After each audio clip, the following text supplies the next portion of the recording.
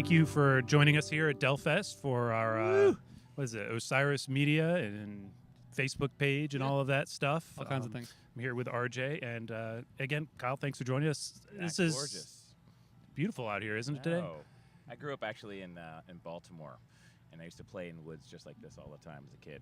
Yeah, I'm Awesome. a Virginia guy, and it looks exactly like the trees I climbed and fell out of and stuff. Yeah.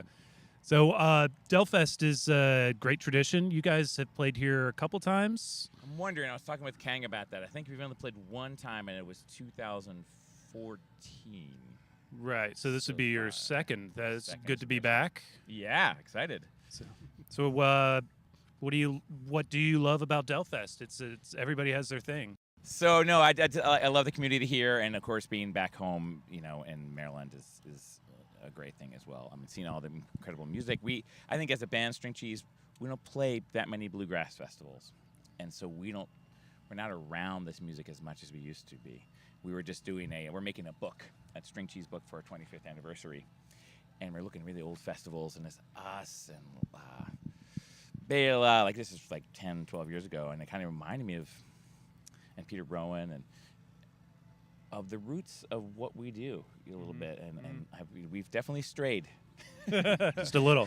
And I was talking about that with the band yesterday. I was like, is that okay that we've done that? And it's just curious. But anyway, we like coming back to our roots. Well, I'm going to jump in here again. We were talking to Billy Strings earlier, and speaking of straying from traditional roots, he said that you guys kind of inspired him. You were one of the bands that kind of inspired him to push out from traditional bluegrass. Interesting. So into more progressive areas. So you don't know what you're doing. You just kind of follow your muse, know, and this is where the music has taken us. This is really nice. And and speaking of Billy Strings, but yeah, and then all of a sudden you become the elder people in the scene, for better or worse. Do you remember discovering Del McCurry and like this whole sort of more traditional bluegrass scene when you were up and coming? 100%. So I was the new guy back then, in that would be early '90s, mid '90s, and Billy, of course, was the big bluegrass guy, and he is still to a degree the leader, so he was writing a lot of the songs. And so I was kind of dragged along to these bluegrass festivals, strange ones, like in Utah, where they're all like 11 siblings in a row. We're all playing together. I was like, wow, this is so cool. And then, I'd always been, not always, but I discovered Bela from the Flecktones, Cosmic Hippo. Yeah. And I had a jazz piano degree, so I was really into Howard Levy, I think the keyboard player is, from harmonica player. So I knew that, and that was kind of my introduction to that world. I got pulled in. So I didn't, specifically around this Del, I didn't really get to understand the magnitude of that until we started playing with him at Telluride and some other festivals. Amazing. And so amazing. And I saw a picture with him with Jerry Garcia, and that didn't quite make sense. Yeah. But I didn't realize there was that connection too. I think I heard a story about that last year, because that picture was up in one of the tents last year, and I would get it wrong if I told it, but I believe Ronnie was kind of the impetus behind that meeting, and took him to, I think, might have been Madison Square Garden or somewhere like that, and backstage. So. And it wasn't. It was Grisman who had more of the connection there, probably. Yeah, they're still playing together, Del and Dog. It's interesting. So you mentioned the 25th anniversary. Yes. And you guys, I'm sure, have been doing a lot of reflecting and looking back, and anything that stood out from that process, or just thinking about the 25 years? This is a good time to ask, because we are starting to filter through a lot of the old photographs and kind of figure out how do you make a book. And we thought about things like our first bluegrass festivals, our first international incidents, and I would say, not this one specifically, but being outside in the summertime, going to bluegrass festivals and Americana festivals was something that was part of who we were. And I think that's something like sticks in my mind as far as something significant. And then you have the peak moments of playing the Red Rocks for the first time, or things like that, or Horning's Hideout was a thing we had done for a long time in the Northwest. Wow. And I think Del actually came to those too. At least the Sons did. Cool. And you guys took a hiatus for a time, and came back. And has that changed the music? Obviously, you're a few years older. You've Just been a doing. Okay. We don't want to put any numbers on these things, but you're you've done some other things. What kind of change did that bring into the band when you guys got back together? I'm wondering, it's been probably like 8 years since that happened. Not quite a decade, getting on, but it was necessary for the time for us to kind of take a break and get a breather. We had been touring almost nonstop. The first few years, first 8 years was 320 days a year or something ridiculous. I mean, I had 40 days to do laundry an entire year, or 40 days to get any real sleep. Yeah. So I forget the exact point of the question, but I just, being on the road was intense. Yeah.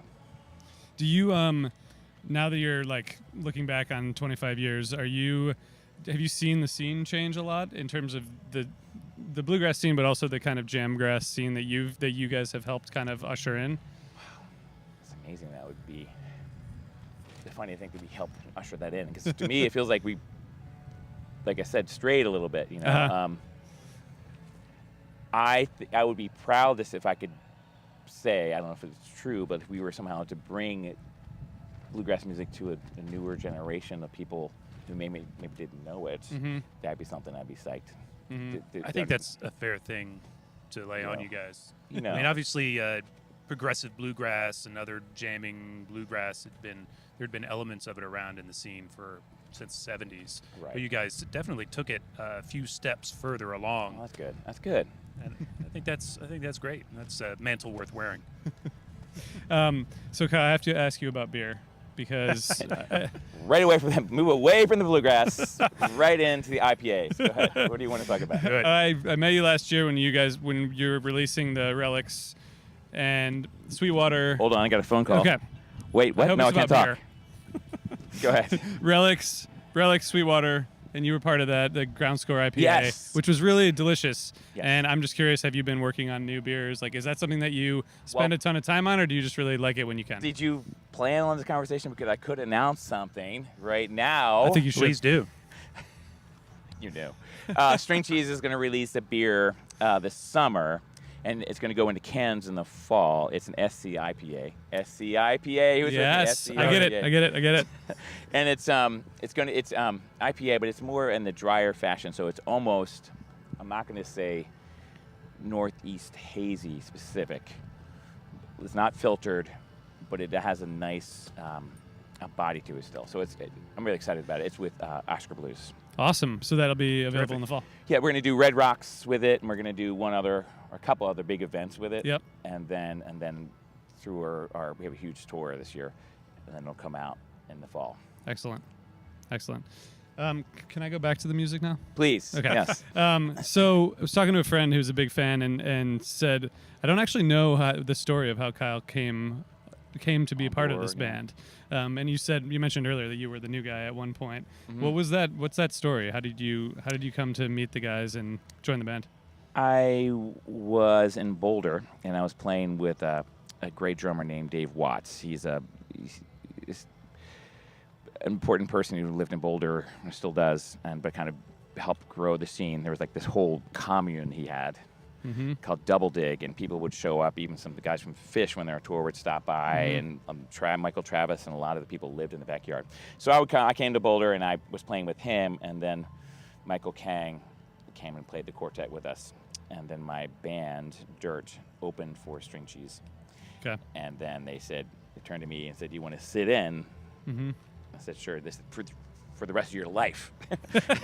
Not really. And I said, "Sure." So I sat in, that was a lot of fun. Billy, I was like, who's the little tiny kid on acoustic guitar? This is like, 25 years ago.